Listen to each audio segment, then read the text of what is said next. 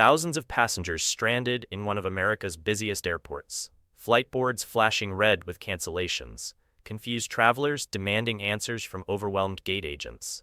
The entire airport operations grinding to a complete halt. But here's what nobody knew. This wasn't a technical glitch, a weather emergency, or a security threat. This chaos started with two innocent children and one devastating phone call. 10 minutes ago, these two children were humiliated at Gate 47. Now, every plane in this airport is frozen because of one phone call. 8-year-old Jaden Robinson stands there with tears streaming down his face, clutching his boarding pass like it's his most precious possession. Beside him, his 12-year-old sister Amara tries to comfort him, while her own hands shake with anger and disbelief. What could possibly connect two kids and an airport-wide shutdown? The answer will shock you more than you can imagine. But let me take you back to where this incredible incident really begins. Meet Jaden and Amara Robinson, two children whose lives were about to change forever, and whose mother's single phone call would bring one of the nation's largest airports to its knees. Jaden Robinson, just 8 years old, has been obsessed with airplanes since he could barely walk. His bedroom walls are covered with pictures of jets, helicopters, and every aircraft you can imagine. He knows the difference between a Boeing 747 and an Airbus A380 just by looking at their silhouettes. For months, he's been dreaming about this moment, his very first flight in first class, where he could sit by the window and watch the clouds from above like he's always imagined. His sister Amara is 12, but she carries herself with the wisdom of someone much older. She's had to grow up fast, always looking out for her little brother, always being the responsible one. But Amara has her own dreams too. She wants to become a pilot someday, to be the one flying those planes that Jaden loves so much. She studies flight manuals in her spare time and can tell you everything about aerodynamics and navigation systems. These two children were on their way to Chicago for the most special mission of their young lives. Their grandmother, the woman who raised their mother when she was just their age, was turning 80 years old. For 3 months, they had been planning this surprise visit, making handmade birthday cards with glitter and construction paper, practicing the birthday song they would sing to her, and carefully selecting the perfect gift, a photo album filled with family memories spanning 8 decades. If you're already invested in Jaden and Amara's story, hit that subscribe button, because this is about to get intense, and you won't want to miss what happens next. But here's what makes this story even more incredible. Their mother, Dr. Keisha Robinson, had been working double shifts at the hospital for 4 months straight just to afford something special for her children. Every extra hour, every missed dinner, every exhausting night shift, it was all for this moment. She wanted to give Jaden and Amara their first taste of luxury, their first experience in first class, complete with the big comfortable seats, the warm cookies, and that special treatment that would make this trip unforgettable. Dr. Robinson had saved every penny from those extra shifts, counting down the days until she could surprise her children with those first-class boarding passes. She imagined Jaden's face lighting up when he realized he'd be sitting in the front of the plane, with a perfect view of the cockpit he'd always dreamed of seeing. She pictured Amara's excitement at experiencing the service she'd only heard about, maybe even getting to talk to the pilots about her own aviation dreams. As we know, that kind of mother's love to satisfy the children. The morning of their flight, both children could barely contain their excitement. Jaden had packed his favorite toy airplane in his carry-on bag, planning to show it to any pilot who might be willing to chat with him. Amara had brought her notebook where she writes down everything she learns about flying. Hoping this experience might teach her something new about the industry she's determined to join. They hugged their mother goodbye at the hospital before her morning shift, promising to call her the moment they landed in Chicago. Dr. Robinson watched them walk toward their taxi to the airport, their small suitcases rolling behind them, their faces glowing with anticipation. She had no idea that in just a few hours, she would receive a phone call that would test every ounce of her strength as a mother. What do you think you would do if your children called you crying from an airport, telling you they're in situation at airport? Keep watching, because Dr. Keisha Robinson's response was unlike anything you could imagine. But first, let me show you exactly what happened when Jaden and Amara arrived at Gate 47, full of hope and excitement, but unprepared for what was about to unfold. The children approached the boarding counter with their first-class tickets clutched tightly in their hands. Jaden could barely see over the counter, bouncing on his toes with anticipation. Amara stood beside him, trying to look confident despite the butterflies in her stomach. They handed their boarding passes to Nicole Chen, the flight attendant working the gate that day. Nicole looked at the tickets, then looked at the children, then back at the tickets again. Her expression changed instantly. The professional smile disappeared, replaced by confusion and something that looked almost like suspicion. She held up the boarding passes to the light, examining them as if she'd never seen first-class tickets before. Then came the words that would shatter two children's dreams in an instant. "There must be some mistake," Nicole said, her voice cold and dismissive. "These seats are for other passengers." She paused before saying, "other passengers," as if she couldn't quite bring herself to say what she really meant. Amara felt her heart sink. She knew exactly what was happening, even if her little brother didn't understand yet. "Excuse me, ma'am," she said politely, trying to keep her voice steady. "These are our tickets. Our mother bought them for us. Look, here's our identification, and here's the confirmation number." But Nicole wasn't listening. Instead, she was already picking up the phone, calling for backup. "Diana, I need you at Gate 47. We have a situation with some tickets that don't seem legitimate." Within minutes, Diana Mitchell arrived, and if Nicole's reaction was bad, Diana's was 10 times worse. This woman looked at Jaden and Amara like they were criminals who had just walked into her territory. Her voice dripped with condescension as she spoke to them like they were much younger than their ages. "Children," Diana said, drawing out the word like it left a bad taste in her mouth. "Where exactly did you get these tickets? Did someone give them to you? Because first-class seats cost more money than—" She stopped herself, but the implication was clear: more money than people like you could afford. Jaden looked up at his sister, confusion written all over his innocent face. "Amara, why won't they let us on the plane? Mama said we could sit in the special seats." His voice was small and scared, and you could hear it starting to tremble. Amara's protective instincts kicked in immediately. She stepped slightly in front of her brother, her jaw set with determination that would make her mother proud.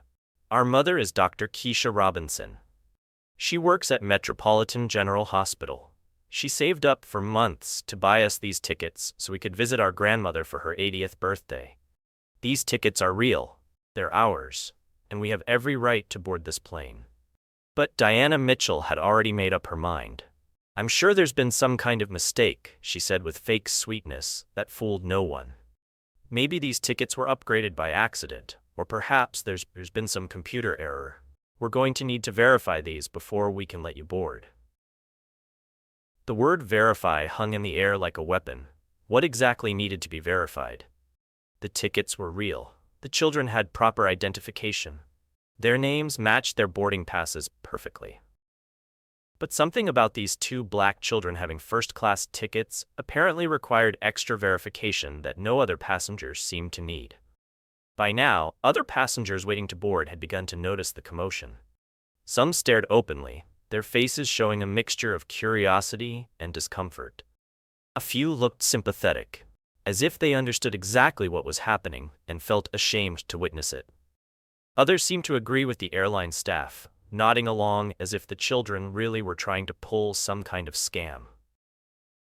Amara could feel dozens of eyes on them, and her cheeks burned with embarrassment and anger. This was supposed to be the best day of their lives. Jaden was supposed to be excited about seeing the clouds from above. Instead, they were being treated like criminals in front of a crowd of strangers. "Please," she said, her voice cracking slightly despite her efforts to stay strong. "We just want to see our grandmother. Can't you just check your computer? Our reservation is right there. We're not trying to cause any trouble." But Diana Mitchell was already waving security over. "We're going to need to sort this out properly," she announced loud enough for everyone to hear. We can't have people boarding with questionable documentation. I'm sure you understand. Jaden's eyes filled with tears as he watched a security guard walking toward them. This wasn't how it was supposed to happen. This wasn't the adventure his mother had promised them. And as Amara wrapped her arm around her little brother's shoulders, trying to shield him from the stares and whispers of the other passengers, she made a decision that would change everything. She was going to call their mother.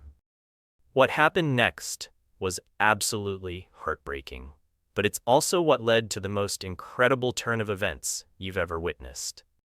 Because sometimes, when people try to crush your spirit, they accidentally awaken a power they never saw coming. Diana Mitchell wasn't satisfied with just questioning the children. She decided to escalate things to a level that would haunt everyone who witnessed it. "I'm calling security," she announced loudly, making sure every passenger in the boarding area could hear her. "We have suspicious activity regarding fraudulent tickets, and I need these children properly questioned." Fraudulent tickets. Suspicious activity. These weren't just words. They were accusations being hurled at two innocent children whose only crime was being black and holding first-class boarding passes. The security guard arrived within minutes, his uniform and authority making the situation feel even more intimidating for Jaden and Amara. Right there, in front of at least 50 passengers waiting to board, the children were subjected to an interrogation that no child should ever have to endure. The security guard demanded to see their identification again, asked them repeatedly where they got the tickets, and questioned whether they were traveling with an adult. Each question felt like an accusation, each demand for documentation like they were being treated as criminals rather than paying passengers. Jaden, this sweet 8-year-old boy who just wanted to see clouds from an airplane window, began to cry. Not the quiet tears of disappointment, but the heartbroken sobs of a child who couldn't understand why the world was being so cruel to him. His dream of flying first class, of having that magical experience his mother worked so hard to give him, was crumbling right before his eyes. "I just want to fly in the airplane," he whispered between sobs, looking up at the security guard with confusion and terror. "My mama saved money for us. She worked extra so we could have the good seats." But Amara, despite being only 12 years old, wasn't going to let them break her brother's spirit without a fight. With tears streaming down her face but fire in her eyes, she stood as tall as she could and spoke with a voice that carried the strength of generations of women who had fought for their dignity. "Our mama paid for these tickets," she declared, her voice shaking but determined. "She's a doctor. She works at Metropolitan General Hospital, and she saved up for 4 months, working double shifts, just so we could have this special trip to see our grandmother. These tickets are ours. We earned them. And you have no right to treat us like criminals." But Diana Mitchell had heard enough. With a dismissive wave of her hand, she cut Amara off mid-sentence, like her words meant nothing at all. "Listen, little girl," she said with the kind of patronizing tone that makes your blood boil. "I don't know what game you're trying to play here, but I'm offering you a solution. We have 2 seats available in economy. Take them, and we can avoid any further issues. Otherwise, you're going to miss this flight entirely." Economy seats. After everything Dr. Keisha Robinson had sacrificed, after all those extra shifts and missed dinners with her children, this woman was offering them the bare minimum and acting like it was a favor. The message was clear. People like you should be grateful for whatever scraps we're willing to give you. But here's where this story takes an incredible turn, because not everyone in that boarding area was willing to just stand by and watch 2 children be humiliated. Robert Hayes, a 67-year-old businessman who had been quietly waiting for his own first-class seat, had seen enough. This man had witnessed discrimination throughout his life, and something about watching these 2 innocent children being treated so cruelly awakened something in him that demanded action. Without saying a word, Robert pulled out his phone and started recording. He positioned himself where he could capture everything: Diana Mitchell's condescending attitude, the security guard's inappropriate questioning, and most importantly, the dignity and strength that Amara showed while protecting her little brother. "This is unacceptable," Robert said loudly enough for everyone to hear. Still recording. These children have valid tickets, proper identification, and they're being treated like wrongly for no reason other than. He didn't finish the sentence. He didn't need to. Everyone knew exactly what he meant. His words seemed to break some kind of spell. Other passengers began to murmur among themselves, and you could see the discomfort spreading through the crowd. Some people started recording with their own phones. Others shook their heads in disgust. A few passengers even approached Diana Mitchell directly, demanding to know why the children were being treated so unfairly. But Diana Mitchell had dug herself too deep to back down now. "Sir, please mind your own business," she snapped at Robert. "We're following proper security protocols, and if you interfere, I'll have security escort you away as well." That's when Amara made the most important decision of her young life. With her hands shaking and her voice breaking with emotion, she pulled out the phone her mother had given her for emergencies. This definitely qualified as an emergency, even if it wasn't the kind Dr. Robinson had anticipated when she programmed her work number into her daughter's contacts. "I'm calling my mama," Amara announced, dialing the number with trembling fingers while Jaden clung to her side, his face streaked with tears. The phone rang once, twice, and then Dr. Keisha Robinson answered, completely unprepared for the conversation that was about to change everything. What do you think goes through a mother's mind when she hears her children crying and tells her they're being humiliated at an airport? Because Dr. Robinson's reaction was about to ground every single plane in that airport. And what happened next will leave you speechless. At that exact moment, Dr. Keisha Robinson was scrubbing out between surgeries at Metropolitan General Hospital. She had just completed a complex procedure and was looking forward to her brief break before the next operation. Her hands were still damp from washing when her phone buzzed with her daughter's number.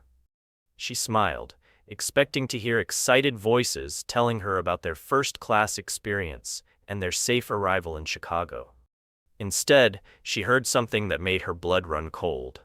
"Mama," Amara's voice came through the phone, shaking with tears and barely controlled anger. "They won't let us on the plane. They're saying our tickets are fake. They called security on us, Mama. Everyone is staring at us like we did something wrong." Dr. Robinson felt the world stop around her. In the background of the call, she could hear Jaden sobbing. She could hear the chatter of passengers, and she could hear a woman's voice saying something about proper procedures and verification processes. But what she heard most clearly was the pain in her children's voices, and something inside her shifted into a mode that very few people had ever witnessed. "Put whoever is in charge on the phone," Dr. Robinson said, her voice deadly calm in a way that would have terrified anyone who knew her well.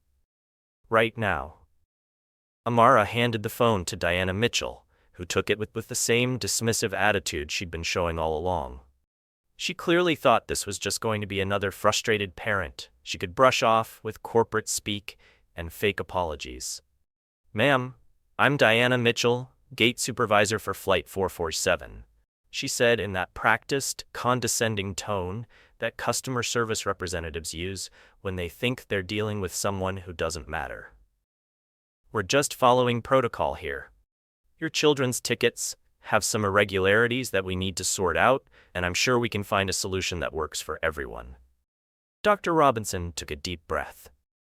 20 years of medical training had taught her how to stay calm under pressure, how to make life and death decisions with a steady hand and a clear mind. But 20 years of being a black woman in America had also taught her exactly what was happening to her children right now. "Miss Mitchell," she said, her voice so controlled it was almost whisper quiet, "I want you to listen to me very carefully. I am Dr. Keisha Robinson. I paid for those first-class tickets with money I've earned working double shifts at this hospital. My children have proper identification, valid boarding passes, and they have done absolutely nothing wrong. Now I'm going to ask you one time to treat my children with the respect they deserve and get them on that plane." But Diana Mitchell had clearly decided that this was just another angry parent who could be managed with the right combination of false sympathy and bureaucratic nonsense. "Ma'am, I understand you're upset, but we're just following protocol here. These kinds of irregularities happen all the time, and we have procedures we have to follow. I'm sure you understand. There was a pause. A long, dangerous pause, where Dr. Robinson processed exactly what she had just heard. Protocol. Irregularities. The same words that had been used to justify discrimination for generations, dressed up in corporate language but meaning exactly the same thing they had always meant. When Dr. Robinson spoke again, her voice was so quiet that Diana Mitchell had to strain to hear her. "Miss Mitchell, I need to make another call. Whatever you do, do not let that plane leave the gate." It wasn't a request. It wasn't a plea. It was a statement delivered with the kind of authority that comes from someone who is used to making decisions that cannot be questioned, someone who is accustomed to being obeyed without hesitation. But Diana Mitchell, in her arrogance and ignorance, heard only what she expected to hear: another powerless parent making empty threats. She actually rolled her eyes as she hung up the phone, turning back to Amara and Jaden with that same fake sympathy she'd been using all along. "I'm sorry, but your mother seems to be emotional right now," she said, as if being upset about your children being discriminated against was somehow unreasonable. "I'm going to suggest that you two find other arrangements. Maybe there's another flight later today, or perhaps you could look into economy seats on a different airline." If you want to see Diana Mitchell get the shock of her life in the next few minutes, make sure you're subscribed, because what happens next is the most satisfying moment of justice you've ever witnessed. But while Diana Mitchell was dismissing Dr. Robinson as just another angry parent, something extraordinary was happening 60 miles away at Metropolitan General Hospital. Dr. Robinson had walked into an empty office, closed the door behind her, and pulled out her phone again. This time, she dialed a number that very few people in the world had access to. The conversation was brief, quiet, and impossible for anyone else to hear. But if you had been listening, you would have heard Dr. Robinson speak in the calm, professional tone she used when she was coordinating medical emergencies that affected thousands of people. You would have heard her explain the situation with the precision of someone who was used to giving briefings that carried life and death consequences.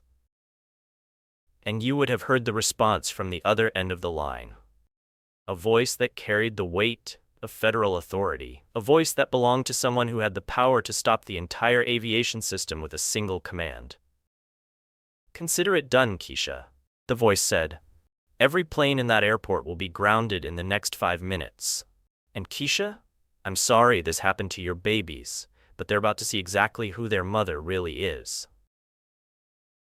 Dr. Robinson hung up the phone and stood there for a moment, staring out the window of the hospital office. She wasn't just a doctor. She wasn't just a mother who had worked extra shifts to give her children a special experience. She was Dr. Keisha Robinson, Chief Medical Officer for the Federal Aviation Administration, the person responsible for medical protocols that kept every commercial airline in America operational. And Diana Mitchell was about to find out exactly what happened when you discriminated against the children of someone who could ground every plane in the country with a single phone call. What do you think Diana Mitchell's face looked like when every flight board in that airport suddenly flashed red with cancellations? Because in about 30 seconds, her entire world was about to change forever. It started with a sound that every frequent traveler knows but never wants to hear: the sharp, attention-grabbing chime that precedes airport-wide announcements. But this wasn't the usual boarding call or gate change notification. This was something that hadn't happened in this airport's 30-year history.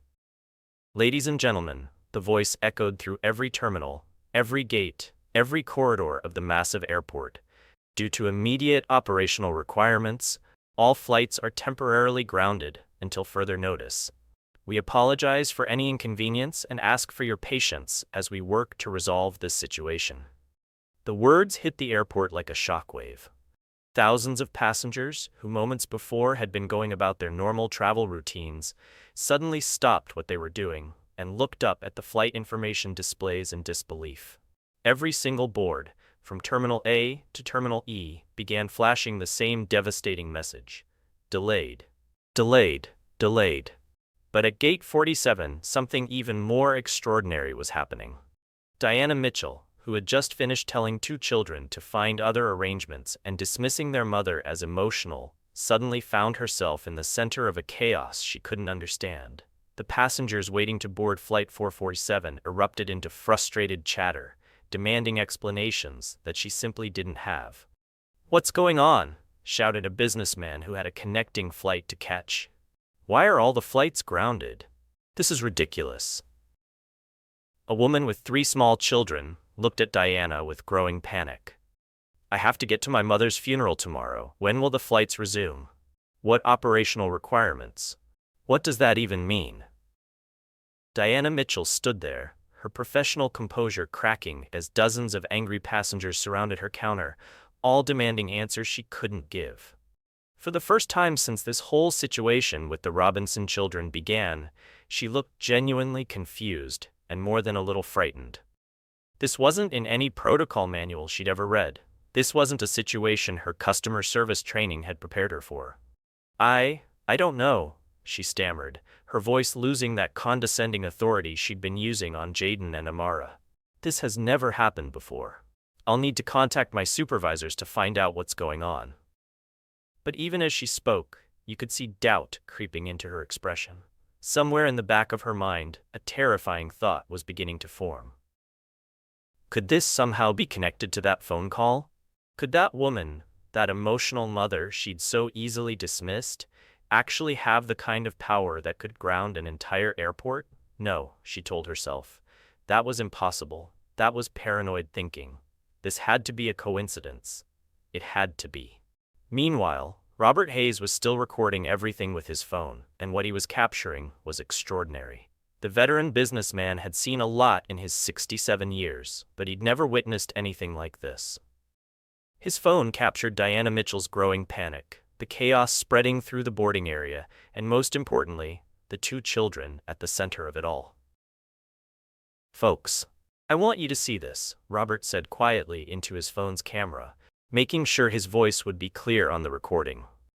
10 minutes ago, this woman was treating these 2 children like criminals, refusing to let them board with valid first-class tickets. She called security on them, humiliated them in front of everyone, and dismissed their mother when she called to complain.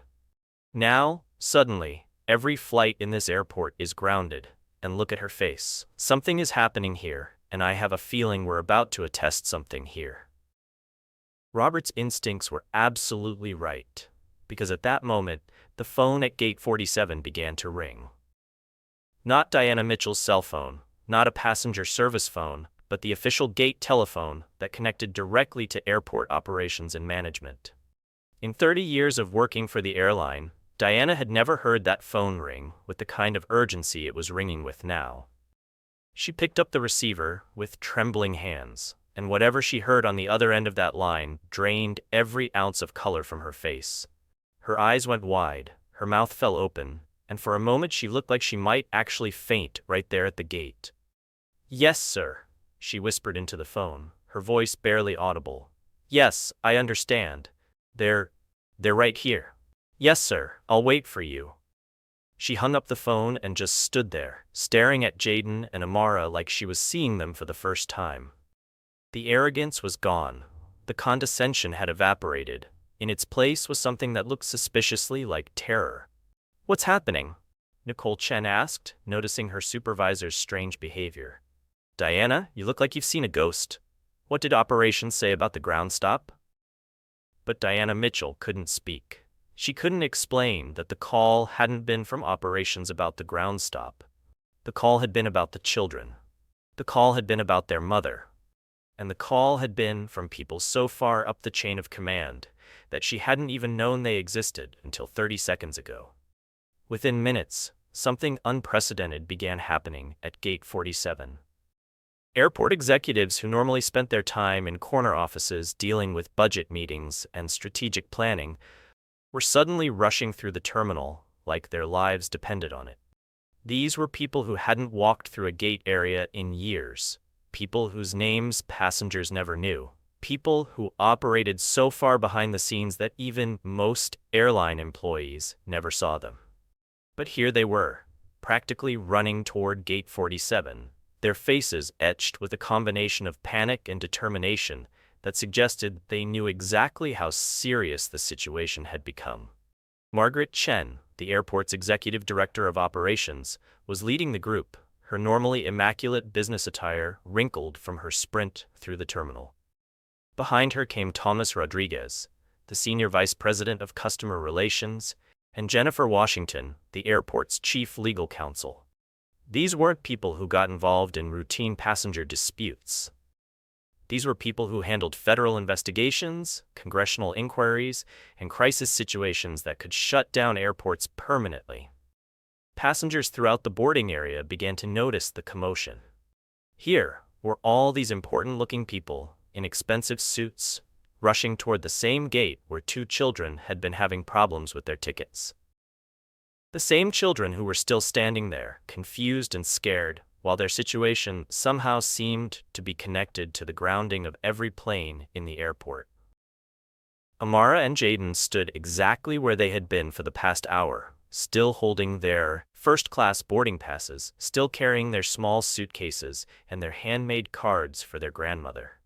But now, instead of being ignored and dismissed, they were suddenly the center of attention for some of the most powerful people in the airport. Jaden looked up at his sister with wide, confused eyes. The tears had stopped, replaced by bewilderment at the chaos swirling around them. Amara, why is everyone running around? Why do all those important people look scared? What did Mama say when you called her? Amara remembered her mother's words from that phone call, words that hadn't made sense at the time, but were starting to take on a different meaning as she watched airport executives rushing toward them, and Diana Mitchell looking like she was about to collapse. She knelt down next to her little brother, putting her arm around his shoulders the way she'd been doing all day. But this time, there was something different in her voice. This time, instead of fear and uncertainty, there was a quiet confidence that seemed to come from somewhere deep inside her. Mama said help was coming, Jaden, she whispered, watching as the group of executives got closer to their gate. I think it's here. And as those words left her lips, as the airport executives finally reached Gate 47, as Diana Mitchell realized that her entire career was about to change forever, as Robert Hayes continued recording what would become the most viral airport video in internet history, one thing became absolutely clear. Dr. Keisha Robinson wasn't just any mother, and her children weren't just any passengers. What was about to happen next would expose not just the discrimination that Jaden and Amara had faced, but the incredible power that their mother wielded when someone threatened her family. The reckoning was about to begin. Just when it seemed like the situation couldn't get any more intense, the crowd at Gate 47 parted like the Red Sea as one final figure emerged from the chaos. Elena Rodriguez, the airport director herself, came striding through the terminal with the kind of urgency usually reserved for national emergencies. This was a woman who managed one of the busiest airports in America, who dealt with federal agencies on a daily basis, who had handled everything from security threats to natural disasters in her 20-year career. But right now, Elena Rodriguez looked more terrified than anyone had ever seen her. Her normally perfect composure was completely shattered. Her hands were shaking slightly as she approached Gate 47, and there was something in her eyes that suggested she knew she was walking into a career-defining moment that could go very, very wrong if she didn't handle it perfectly. She walked directly to Diana Mitchell, ignoring everyone else in the crowded gate area, and when she spoke, her voice was tight with barely controlled panic. "Mitchell," she said, not even bothering with pleasantries or professional courtesy. "Where are the Robinson children? I need to speak with you immediately." Diana Mitchell looked at her boss with growing dread. The airport director didn't come to Gates. The airport director didn't get involved in passenger disputes. The airport director certainly didn't show up looking like the world was ending because of two children and their boarding passes. They're right here," Diana stammered, pointing to Jaden and Amara, who were still standing exactly where they had been throughout this entire ordeal. "But I don't understand what's happening. Why is everyone?" Elena Rodriguez cut her off with a look that could have frozen fire. "Do you have any idea?" she said, her voice so low and dangerous that passengers nearby stopped their conversations to listen. "Do you have any idea who you just discriminated against?" The question hung in the air like a death sentence. Diana Mitchell's face went from soft to completely white as the pieces began falling into place in her mind. The phone call from the children's mother, the mysterious grounding of all flights, the parade of executives rushing to their gate, the airport director showing up personally. I don't," Diana began, but Elena Rodriguez wasn't finished. "Let me explain something to you, Mitchell. And let me explain it in a way you can understand," Elena said, her voice carrying the weight of absolute authority. "Dr. Keisha Robinson isn't just any doctor. She's not just a concerned mother calling to complain about her children's treatment. Dr. Keisha Robinson is the Chief Medical Officer for the Federal Aviation Administration." The words hit the gate area like a bomb going off. Passengers who had been focused on their own travel problems suddenly turned their full attention to what was happening. Robert Hayes nearly dropped his phone but managed to keep recording, realizing he was documenting something historic. But the revelation was far from over. "Do you understand what that means, Mitchell?" Elena continued, her voice growing stronger as she began to grasp the full scope of the disaster that had unfolded under her watch. "Dr. Robinson is responsible for the medical protocols and certifications that keep every commercial airline in America operational. She oversees the health standards for pilots, flight attendants, air traffic controllers, and ground crew. She has the authority to ground planes, suspend medical certificates, and shut down entire airline operations if she determines there's a risk to aviation safety." Diana Mitchell's legs nearly gave out as the magnitude of her mistake became clear. The woman she had dismissed as emotional, the woman whose children she had humiliated in front of dozens of passengers, the woman she had hung up on when she tried to advocate for her children. That woman could destroy her career, shut down the airline, and ground every plane in America with a single decision. One phone call from Dr. Robinson to halt medical certifications. Elena continued, now speaking loud enough for everyone in the gate area to hear, and entire fleets are grounded indefinitely. One determination from her office that an airline isn't meeting federal health and safety standards, and that airline ceases operations until the issues are resolved. Do you understand? The crowd of passengers was now completely silent, hanging on every word. They were witnessing something unprecedented. The complete unraveling of an act of discrimination against someone with the power to shut down. Robert Hayes was recording everything, already knowing that this video was going to change lives and possibly change policies. Diana Mitchell finally found her voice, but it came out as barely more than a whisper. "I didn't know, I thought she was just, I didn't realize." "You didn't realize because you didn't listen," Elena Rodriguez said, her anger now fully controlled but absolutely devastating. "You didn't listen because you saw two black children with first-class tickets and you assumed they didn't belong there. You made assumptions based on their race, you treated them like criminals, you called security on them, and you dismissed their mother's legitimate complaints as the rantings of an emotional woman." Every word was like a dagger, and everyone in the gate area could see Diana Mitchell collapsing under the weight of her own prejudice and its consequences. But Elena Rodriguez wasn't done. She turned away from Diana Mitchell and walked directly to Jaden and Amara, who had been watching this entire confrontation with wide eyes, beginning to understand that their mother wasn't just any doctor, but someone with incredible power and influence who doesn't show or cares. "Jaden and Amara Robinson," Elena said, and now her voice was completely different. Gone was the anger and authority she had used with Diana Mitchell. In its place was genuine warmth, respect, and what sounded suspiciously like awe. "On behalf of this airport, this airline, and every employee who failed you today, I want to offer you my most sincere and heartfelt apology." She knelt down to be at eye level with the children, something no adult at that airport had bothered to do throughout this entire ordeal. "You were treated shamefully. You were discriminated against. You were humiliated in front of other passengers, and none of that was your fault. You did nothing wrong. Your tickets were legitimate, your behavior was exemplary, and you deserve to be treated with the same respect and courtesy that we would show any other passenger." Passengers throughout the gate area began to nod and murmur in agreement. Some were wiping away tears as they watched this powerful woman apologizing to two children who had been treated so unfairly. Others were shaking their heads in disgust at what they had witnessed. "Your mother," Elena continued, "is one of the most respected medical professionals in aviation. She has dedicated her career to keeping air travel safe for millions of people. The work she does saves lives every single day.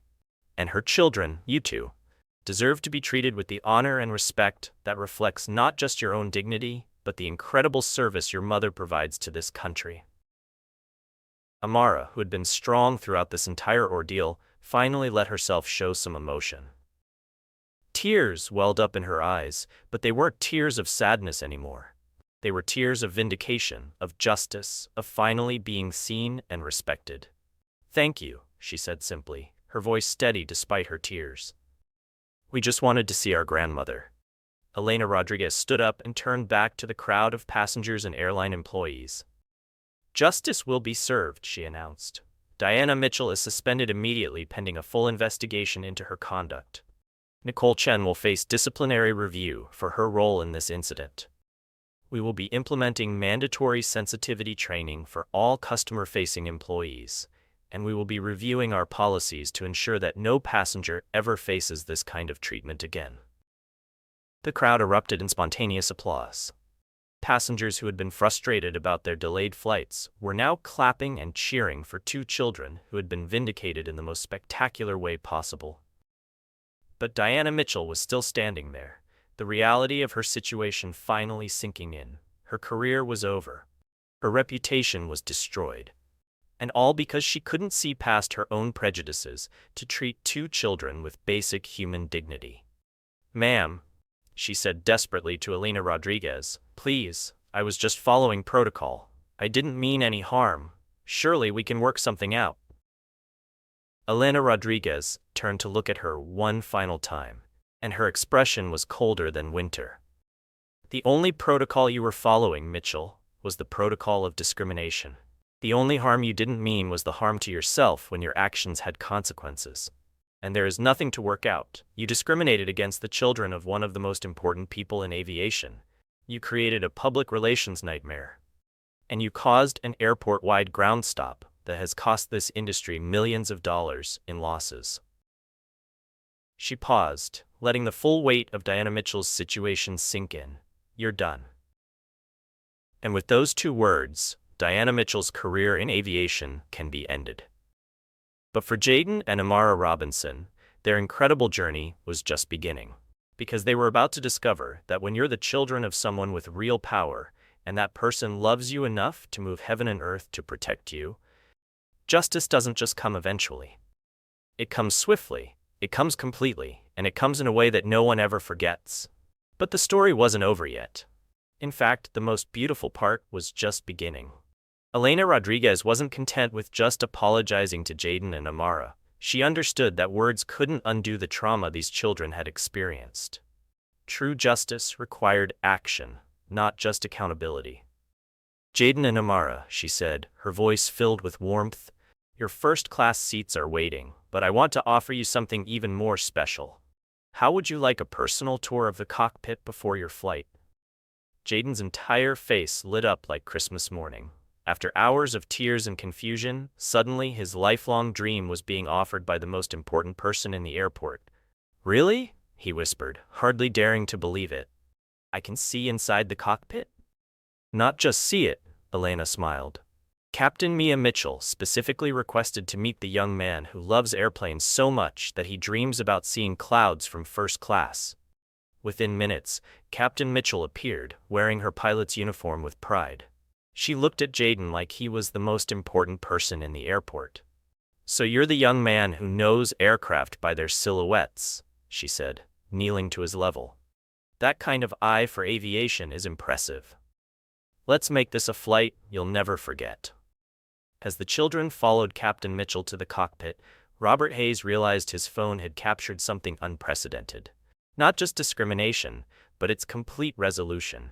His video was already uploading, beginning a viral journey that would spark conversations worldwide about dignity, justice, and the power of standing up for what's right. Meanwhile, Dr. Keisha Robinson was making a decision that surprised her colleagues at the hospital. "I need emergency personal leave," she told her supervisor with the same authority she'd used to ground the airport. "My children need me, and sometimes being a mother is more important than anything else." Within 2 hours, Dr. Robinson was walking through the same terminal where her children had been discriminated against. But now everything was different. Airport staff recognized her immediately, escorting her with the respect usually reserved for foreign dignitaries. At Gate 47, she found Jaden practically vibrating with excitement.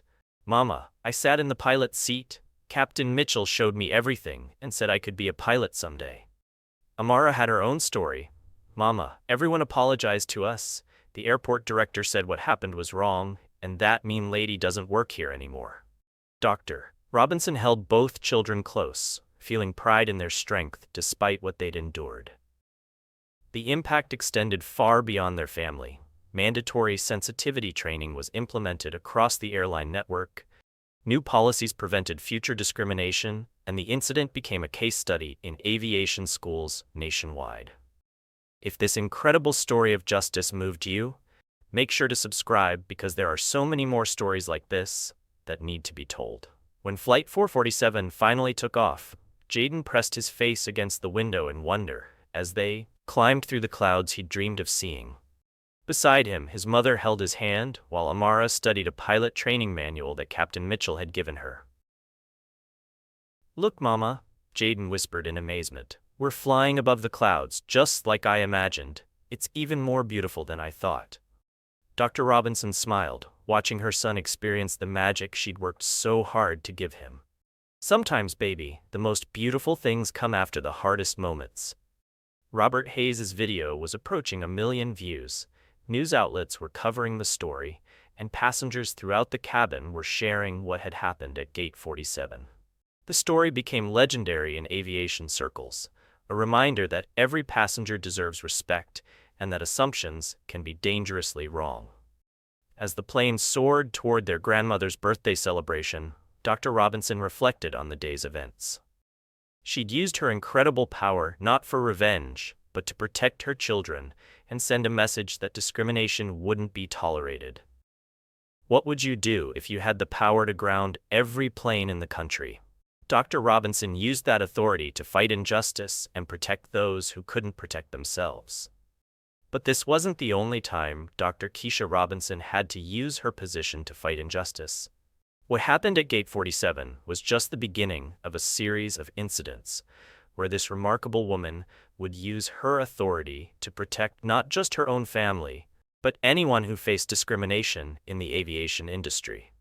Because sometimes the most powerful people are those who use their influence not to elevate themselves, but to lift others who have been knocked down by prejudice and hate. Thousands of passengers stranded in one of America's busiest airports, flight boards flashing red with cancellations, confused travelers demanding answers from overwhelmed gate agents. The entire airport operations grinding to a complete halt. But here's what nobody knew. This wasn't a technical glitch, a weather emergency, or a security threat. This chaos started with 2 innocent children and one devastating phone call.